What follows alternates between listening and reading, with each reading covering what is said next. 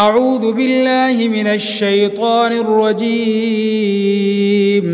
بسم الله الرحمن الرحيم. يريد الله ليبين لكم ويهديكم سنن الذين من قبلكم ويتوب عليكم، والله عليم حكيم. والله يريد أن يتوب عليكم ويريد الذين يتبعون الشهوات أن تميلوا ميلا عظيما. يريد الله أن يخفف عنكم وخلق الإنسان ضعيفا.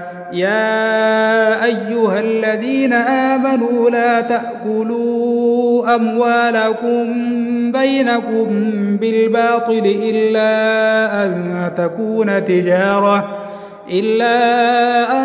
تكون تجارة عن تراض منكم، ولا تقتلوا أنفسكم إن الله كان بكم رحيما. ومن يفعل ذلك عدوانا وظلما فسوف نصليه نارا، وكان ذلك على الله يسيرا. إن تجتنبوا كبائر ما تنهون عنه نكفر عنكم سيئاتكم